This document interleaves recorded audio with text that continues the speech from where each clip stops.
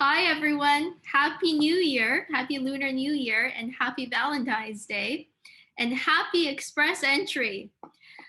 This weekend, IRCC had a massive draw where they invited almost everyone who qualified under the Canadian Experience class that was in the Express Entry pool to apply for permanent residence.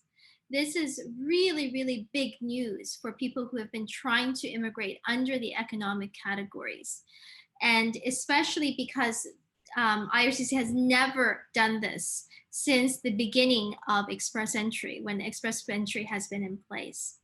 So what I wanted to do today is to go over what Canadian Experience class happened, what Canadian Experience class actually means, and if you qualify, if you haven't been in the pool yet, that you might want to consider. All right, so 2021, it's getting to be a pretty interesting year for Canadian Experience class and Express Entry. Let me first talk about what Express Entry means. So Express Entry is one of the biggest categories for economic classes in Canada. And what happens is you first have to create an online profile to be able to be considered to apply for Express Entry. You can create an online profile if you qualify under 3 categories: the Federal Skilled Worker class, Canadian Experience class, or the Federal Skilled Trades class. Once you create an online profile, you can get into the Express Entry pool. Now, it's very important to get the terminology right here. When you get into the pool, you have not yet applied for permanent residence. You are just a candidate in the pool, okay? When you get into the pool, you get a number of points called under the CRS system, the Comprehensive Ranking System, and if you have a provincial nomination. And every 2 weeks or so, the government has a draw where they announce a number. And if your number is above that number, you will get an invitation to apply. So let's talk about, first of all, how to get into the pool. You can get into the pool if you qualify under the Federal Skilled Worker class. The work experience under this class does not have to be in Canada. It can be outside of Canada, okay?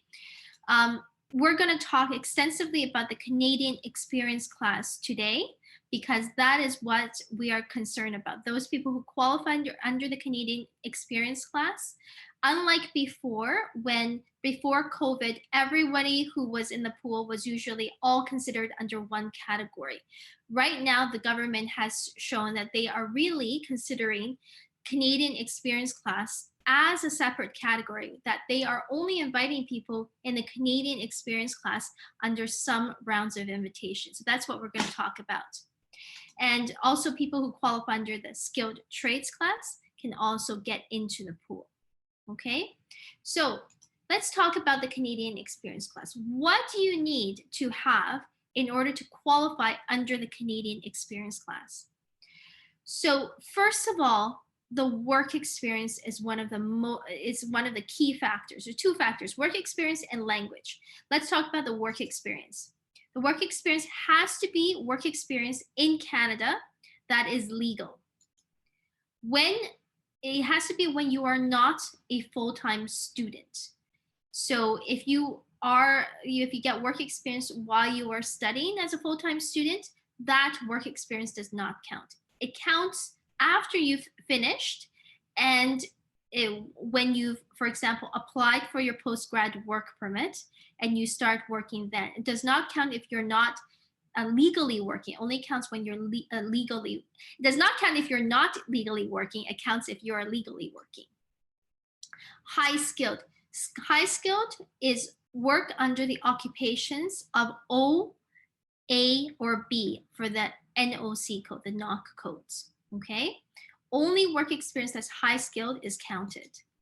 You need to have at least 1 year, 1 full year, 52 weeks of work experience. So if you're short by a couple of weeks, don't apply until you are a whole year. You qualify for a whole year. You have to, within 3 years of work experience, you have to have gathered 1,560 hours. Okay, so if you have worked 52 weeks times 30 hours a week, that will equal to 1,560. Now, if you didn't work 30 hours a week, let's say you were working part-time 15 hours a week, well, you can gather those hours together. For example, you were working 2 years but 15 hours a week, you can count those hours together. Okay, so you have to have worked at least 1 year and at least an average of 30 hours a week, or in total 1,560 hours. You must be employed with a Canadian employer. So being employed with a Canadian employer means that you are not a contractor. You're not paid under the table. You get a T4, and in your pay stub, you get your EI, CPP, and income tax deducted. So make sure that you have the right records to show that you were employed with a Canadian employer. Finally, you also have to pass your language exams. Now, to qualify for the Canadian Experience class, the language benchmarks are not that high. If you are working in a NOC B category occupation, then the benchmark is CLB 5. If it is a NOC A or O benchmark, then it is occupation, then the benchmark is CLB 7. Now, to give you a sense of what that means for IELTS, you're looking at 5.0 for the CLB 5 in reading, in speaking, listening, and writing, and a 4 in reading.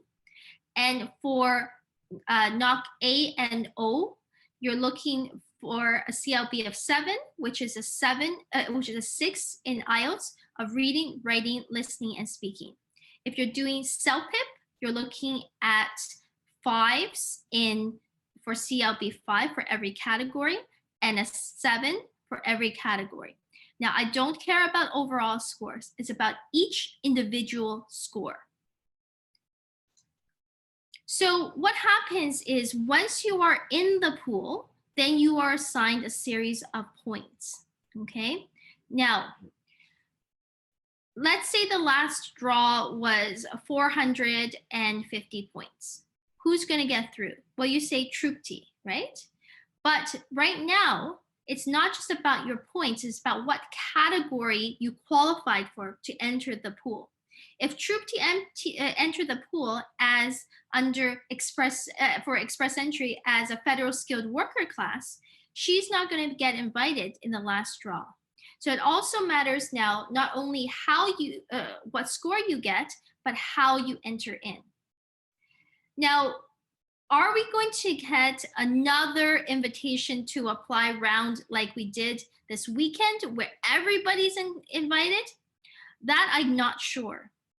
Likely what's going to happen is IRCC will go on now with a few more draws with where they announce a number, okay? However, the number that they announce, it's all about who's in the pool. So if they continue on with just inviting people who qualify under the Canadian Experience class, if everybody who was in the pool before under Canadian Experience has already been invited to apply, then probably the points are going to be much lower than before for the Canadian Experience class. So if you qualify under the Canadian Experience class and your points are, pretty low, it's still worth it now to put your name in the pool, okay? So how does your points work? How does your score come about? Well, here are some of the factors. Age, okay? Once you get to your 30th birthday, every birthday is no longer a happy birthday, because in your 30s, it goes down by 5 or 6 points. In the 40s, it goes down by 10, 11 points. Okay, not a lot you can do about that, but just enter early, especially now given the current situation. Education, you get normally, you know, they're looking at education of, you know, 2 degrees or more. But like I said, right now, everything is up in the air. So, you know, you can enter yourself in even if you didn't have education, because you still qualify under Canadian experience class. The lowest score that they had drawn in over the weekend was 75. I can guarantee you that 75, this person probably didn't have any education points, but that's okay. You can still enter yourself into the pool. Language points, okay. Sometimes, oftentimes, to get the scores that are really high, you need to have much higher language points than you need to qualify. But right now, put yourself in if you qualify. Okay, if you get the CLB 5 or the CLB 7 for whichever occupation that you were in. Okay, relevant Canadian work experience, that is the work experience that you get under the Canadian experience class. Okay, same kind of thing, except it's instead of in the 3 years of application, it's within 10 years of application. So, you know, if you have qualified your Canadian experience class, you should have some points under this. Foreign work experience, you can also get points for high skilled work experience outside of Canada. Spouses, education, language, Canadian work experience can also count. Provincial nominee programs, they have to be express entry linked, okay? Not every provincial nominee programs will give you 600 points. They have to be express entry linked provincial nominee programs that give you 600 points. If you've previously studied in Canada in a public university or college, you can get some points for that.